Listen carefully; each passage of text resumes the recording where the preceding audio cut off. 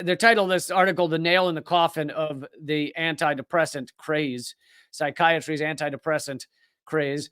And I have covered this story before. It blew me away. I think I actually did. My other podcast called Government Secrets, I mentioned it. I think I actually did a segment on this for Government Secrets. But there's more. There's an update in this article, more information in this article. But antidepressants are... It's not that they don't do anything, okay? So for those of you, and I know there are some of you, and I've talked to some of you, who say, I was terribly depressed. My life was awful, and I got onto the right antidepressant, and I live a functioning life now, and it's far better than it was. It's not perfect, but it's far better than it was. I've heard that, and I know you exist. Here's the thing, though. You are... Those of you who say antidepressants have really helped me, you are 15%, roughly, of those who have taken antidepressants. The vast majority do not have the experience that you have. And the other thing you need to know is, and you probably were severely depressed. It's all of that 15%, almost all of it is people severely depressed. Whereas a lot of people are taking antidepressants for light depression or a little depression they feel. And in studies, well, I'll get to this. Now, I'll just go ahead and get to this here. Because here's the reality of it. Historically, there have always been some patients who report that any treatment for depression, including bloodletting, cutting themselves open and letting out blood, has worked for them. But science demands that for a treatment to be deemed truly effective, it must work better than a placebo, right? A fake pill. We give you, everybody, you all know what a placebo is, right? Doctors give this guy a real pill, give that guy a fake pill. Tell them both they're real pills. And we see if the fake pill has more effect than the real pill, or if the fake pill has any effect at all. And that's the placebo effect. You feel like you're getting helped. Okay?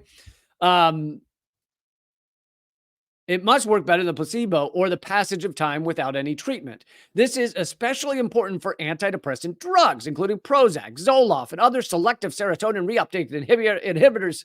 I thought I was going to get it. As well as Effexor, Cymbalta, and other serotonin and norepinephrine reuptake inhibitors, because all of these drugs have uncontroversial, troubling side effects. Researchers have long known that any single antidepressant drug is little more effective than a placebo, barely more effective than a non-medicine pill, than a Tic Tac. In the majority of trials, shown to be less effective than a placebo in some studies. Less effective. That's how do you have less effect on depression than a Tic Tac? And generally found to be clinically negligible with respect to depression remission, while often resulting in severe adverse effects. For example, resulting in a higher percentage of sexual dysfunction than depression remission. However, for nearly 20 years, psychiatry and big pharma have told us that while one antidepressant may not work for the majority of patients in the real world, doctors provide patients who have been failed by their initial antidepressant with another antidepressant. And then if that fails, another antidepressant. And if that fails, they try another. And that this real-world treatment is successful for nearly 70% of patients. This narrative has been repeatedly reported by the mainstream media, including our old friend, the New York Times. And yet, studies of studies, meaning they took all of the lab results and put it into one big study, and they have found that these don't work. And that what they do when they quote unquote work is generally tamp down all emotion. So yeah, you feel a little less depressed, maybe, but you also feel less happy. You also feel less of the myriad of other emotions, joy, fury, anger, excitement for life. You feel less of everything. So yeah, it might decrease your depression. It basically just put a wet towel over all of your emotions.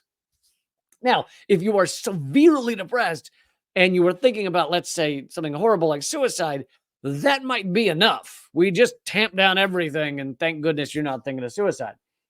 However, some of these antidepressants actually have the side effect of suicide, because basically the person was so depressed that although they were thinking about suicide, they actually didn't have the energy and the go go get her nature to follow through on the suicide, and then they take the antidepressant and they think, now I have the energy, now I have the follow through vibe to actually commit suicide. So it can have the side effect of suicide. Um, but yet again, I can't stress this enough that the all told, these have no real effect, maybe a tiny, tiny more effect than a placebo, than a tic tac. And here's another thing, another way that big pharma and a lot of psychiatrists, although a lot of psychiatrists may just be dumb, but my dad's a psychiatrist, but my dad's also a psychiatrist who never prescribed antidepressants because he didn't feel that was right. Um, but the what was I gonna say? Another aspect of it is that big pharma and psychiatrists have often said, well, it's a chemical imbalance. That's why you feel depressed. It's a chemical imbalance. But studies have shown it's the vast majority of the time, it's not actually a chemical imbalance. The vast majority of the time, it's actually life events. It's actually that you feel if you feel a depression, especially if it's not a extreme depression, it usually is a combination of, let's say, a capitalist world where nobody follows their passion anymore and we all do soulless jobs that we don't like. But it could also be things like your mother died a few months ago, or you don't speak to your sister anymore, or your kid doesn't like you, or you work your ass off and you can't handle all of that and taking care of kids at the same time, and you're exhausted and miserable, and that's why you're depressed. So basically, the reality of your situation has created depression. But the big pharma doesn't want to tell you that. They want to say chemical imbalance because far fewer people would be willing to pay for a pill every day. That if big pharma got on TV and said, as your father died, here's a pill for that, everybody would go, what? You have a pill for my father dying? See, they knew that that's not a good sales point. That doesn't work. That doesn't track. Hey, have you not been laid in a while? Here's a pill that'll make you feel okay with that.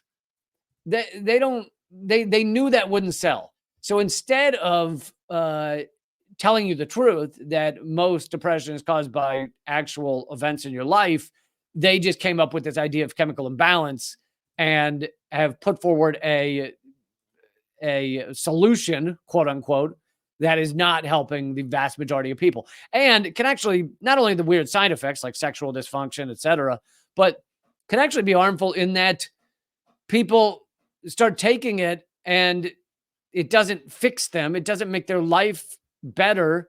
And they then think, wow, I'm really unhelpable because even this isn't working.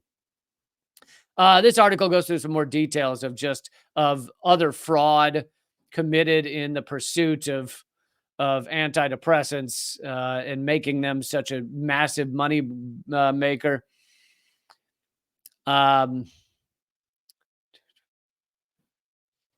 We have this phenomenon with respect to the chemical imbalance theory of low levels of serotonin causing depression, which was definitively disproven by researchers by the 1990s, a discarding that establishment psychiatry would not unequivocally acknowledge until 2011, and which was finally reported in the mainstream media in 2022.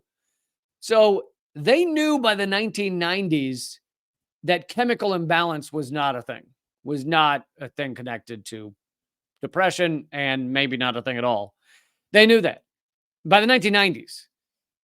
The psychiatry world didn't acknowledge it until 2011, and the mainstream media didn't touch it until 2022.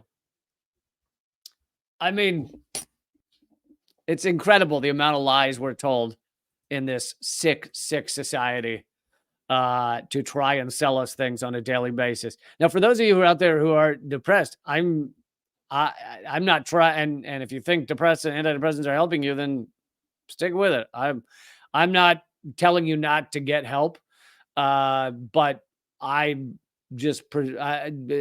feel this need to pursue truth in all things, especially when it has to do with people being lied to, and so that I would not avoid this topic simply because there is a small percentage of people who feel they have gotten something out of this.